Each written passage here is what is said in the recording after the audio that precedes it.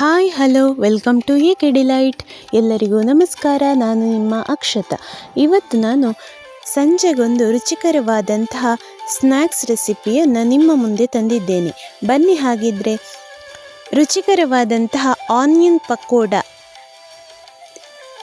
ಈರುಳ್ಳಿ ಬಜೆ ರೆಸಿಪಿಯನ್ನು ಮಾಡೋಣ.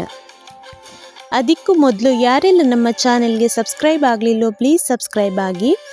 ನೋಡಿ, ನಾನಿಲ್ಲಿ ಒಂದು 4ರಿಂದ 5 ಮೀಡಿಯಂ ಸೈಜಿನ ಈರುಳ್ಳಿಯನ್ನು ಈ ರೀತಿ ಕಟ್ ಮಾಡಿ ತಗೊಳ್ತಾ ಇದ್ದೇನೆ. ಈರುಳ್ಳಿಯ ಸಿಪ್ಪೆಗಳನ್ನೆಲ್ಲ ಚೆನ್ನಾಗಿ ತೆಗೆದು ಈ ರೀತಿ ಕಟ್ ಮಾಡಿ ತಗೊಳ್ಳಿ.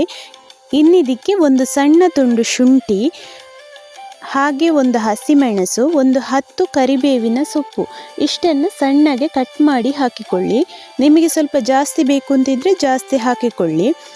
ಹಾಗೆ ನಾನಿಲ್ಲಿ ಒಂದು ಸಣ್ಣ ನೆಲಗಡಲೆ ಗಾತ್ರದ ಇಂಗನ್ನು ಕೂಡ ಚೆನ್ನಾಗಿ ನೀರಲ್ಲಿ ಕರಗಿಸಿಕೊಂಡು ಅದನ್ನು ಹಾಕಿಕೊಳ್ತಾ ಇದ್ದೇನೆ. ಹಾಗೆ ಒಂದು ಅರ್ಧ ಚಮಚ ಆಗುವಷ್ಟು ಉಪ್ಪು, 1/4 ಚಮಚ ಕೆಂಪು ಮೆಣಸಿನ ಹುಡಿ. ಖಾರ ಜಾಸ್ತಿ ಬೇಕು ಅಂತಿದ್ರೆ ಸ್ವಲ್ಪ ಜಾಸ್ತಿ ಹಾಕಿ ಈ ರೀತಿ ಒಂದು ಸಲ ಚೆನ್ನಾಗಿ ಮಿಕ್ಸ್ ಮಾಡಿಕೊಳ್ಳಿ. ಇನ್ನಿದನ್ನು ನೋಡಿ, ಈ ರೀತಿ ಚೆನ್ನಾಗಿ ಕಲಸಿಕೊಂಡ ನಂತರ ಇದಕ್ಕೆ 1 ಕಪ್ ಆಗುವಷ್ಟು ಕಡಲೆ ಹುಡಿಯನ್ನು ಹಾಕಿಕೊಳ್ತಾ ಇದ್ದೇನೆ. ಹಾಗೆ ಒಂದು 2 ಚಮಚ ಆಗುವಷ್ಟು ಅಕ್ಕಿ ಹಿಟ್ಟು, 1 ಚಮಚ ಆಗುವಷ್ಟು ಕಾರ್ನ್ ಪೌಡರ್ ಇಷ್ಟನ್ನು ಹಾಕಿ ಚೆನ್ನಾಗಿ ಮಿಕ್ಸ್ ಮಾಡಿಕೊಳ್ಳಿ. ಈ ಅಕ್ಕಿ ಹಿಟ್ಟು ಮತ್ತು ಕಾರ್ನ್ ಪೌಡರ್ ಹಾಕೋದ್ರಿಂದ ನಮ್ಮ ಈರುಳ್ಳಿ ಪಕೋಡ ಕ್ರಿಸ್ಪಿಯಾಗಿ ಬರ್ತದೆ, ಹಾಗೆ ತುಂಬಾ ರುಚಿಕರವಾಗಿ ಇರ್ತದೆ. ಇನ್ನಿದಕ್ಕೆ ಸ್ವಲ್ಪ ಸ್ವಲ್ಪ ನೀರು ಬೇಕಾದರೆ ಹಾಕಿಕೊಂಡು ಚೆನ್ನಾಗಿ ಮಿಕ್ಸ್ ಮಾಡಿಕೊಳ್ಳಿ. ನೋಡಿ, ಈ ರೀತಿ ಚೆನ್ನಾಗಿ ಕಲಸಿಕೊಳ್ಳಿ. ರೈಸ್ ಫ್ಲೋರ್ ಮತ್ತು ಕಾರ್ನ್ ಫ್ಲೋರ್ ಆಪ್ಷನಲ್ ಇದ್ದರೆ ಹಾಕಿಕೊಳ್ಳಿ. ನೀರು ಬೇಕಾದಷ್ಟು ನೋಡಿ ಸ್ವಲ್ಪ ಸ್ವಲ್ಪ ಆ್ಯಡ್ ಮಾಡಿ ನೋಡಿ ಹಾಕಿಕೊಳ್ಳಿ. ಒಂದೇ ಸಲ ನೀರು ಆ್ಯಡ್ ಮಾಡಿಕೊಳ್ಳಿಕ್ಕೆ ಹೋಗಬೇಡಿ. ನೋಡಿ, ಈ ಕನ್ಸಿಸ್ಟೆನ್ಸಿಗೆ ಬಂದರೆ ಸಾಕು. ಇನ್ನು ನಾವು ತೆಂಗಿನೆಣ್ಣೆಯನ್ನು ಬಿಸಿ ಆಗಲಿಕ್ಕೆ ಇಟ್ಟುಕೊಳ್ಳುವ. ಸ್ಟೌವಲ್ಲಿ ಒಂದು ಬಾಣಲೆಗೆ ತೆಂಗಿನೆಣ್ಣೆ ಹಾಕಿ ಸ್ಟವ್ ಹಚ್ಚಿ ಬಿಸಿ ಆಗಲಿ ತೆಂಗಿನೆಣ್ಣೆ. ಇಲ್ಲಿ ನಾನು ಈ ಕಲಸಿಟ್ಟುಕೊಂಡಂತಹ ಪಕೋಡದ ಹಿಟ್ಟಿಗೆ 1 ಚಮಚ ಆಗುವಷ್ಟು ಜೀರಿಗೆಯನ್ನು ಹಾಕಿ ಚೆನ್ನಾಗಿ ಮಿಕ್ಸ್ ಮಾಡ್ತಾ ಇದ್ದೇನೆ. ಇನ್ನೀಗ ಎಣ್ಣೆ ಬಿಸಿಯಾದ ತಕ್ಷಣ ಸ್ವಲ್ಪ ಸ್ವಲ್ಪವೇ ಹಿಟ್ಟನ್ನು ತೆಗೆದು ನೋಡಿ ಈ ರೀತಿ ಎಣ್ಣೆಗೆ ಬಿಟ್ಟುಕೊಳ್ತಾ ಬರಬೇಕು. ಸ್ವಲ್ಪ ಸ್ವಲ್ಪವೇ ಪಕೋಡದ ಹಿಟ್ಟನ್ನು ತೆಗೆದು ಈ ರೀತಿ ಎಣ್ಣೆಗೆ ಹಾಕ್ತಾ ಬನ್ನಿ. ಬಿಸಿಯಾದಂತಹ ಎಣ್ಣೆಗೆ ಮೀಡಿಯಂ ಫ್ಲೇಮಲ್ಲಿ ಈ ರೀತಿ ಪಕೋಡದ ಹಿಟ್ಟನ್ನು ಹಾಕ್ತಾ ಬನ್ನಿ. ಇದಿನ್ನು ಮೀಡಿಯಂ ಫ್ಲೇಮಲ್ಲಿ ಚೆನ್ನಾಗಿ ಬೇಯಬೇಕು.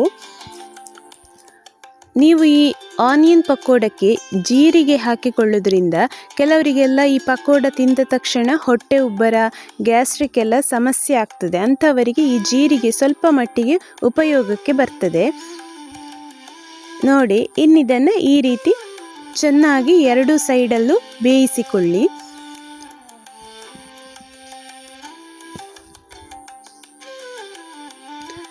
ಒಳಗಡೆ ಎಲ್ಲ ಚೆನ್ನಾಗಿ ಬೇಯಲಿ. ಅದು ಮೀಡಿಯಂ ಫ್ಲೇಮಲ್ಲಿ ಚೆನ್ನಾಗಿ ಬೇಯಿಸಿಕೊಳ್ಳಿ. ಈ ರೀತಿ ಚೆನ್ನಾಗಿ ಕೈ ಆಡಿಸ್ತಾ 2 ಸೈಡಲ್ಲೂ ಚೆನ್ನಾಗಿ ಬೇಯಿಸಿಕೊಂಡ್ರೆ ನಮ್ಮ ರುಚಿಕರವಾದಂತಹ ಈರುಳ್ಳಿ ಬಜೆ ರೆಡಿ ಆಗ್ತದೆ. ಈ ಈರುಳ್ಳಿ ಬಜೆ ಅಂದರೆ ಎಲ್ರಿಗೂ ತುಂಬಾ ಇಷ್ಟಪಟ್ಟು ತಿಂತಾರೆ. ಸೊ ಎಲ್ಲರೂ ಒಂದ್ಸಲ ಖಂಡಿತ ಟ್ರೈ ಮಾಡಿ ನೋಡಿ. ತುಂಬಾ ಈಸಿಯಾಗಿ ಮಾಡಬಹುದು. ಯಾರು ಬೇಕಿದ್ದರೆ ಇದನ್ನು ತಕ್ಷಣವಾಗಿ ಇನ್ಸ್ಟಂಟಾಗಿ ಮಾಡಿಕೊಳ್ಳಬಹುದು.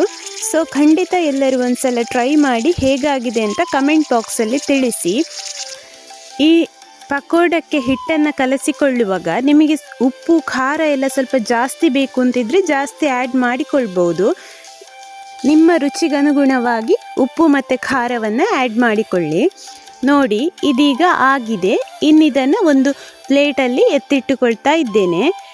ಇನ್ನಿದನ್ನು ಊಟದ ಜೊತೆ ಬೇಕಿದ್ದರೂ ಸರ್ವ್ ಮಾಡಿ, ಸಂಜೆಯ ಟೀ ಜೊತೆ ಬೇಕಿದ್ದರೂ ಸರ್ವ್ ಮಾಡಿ.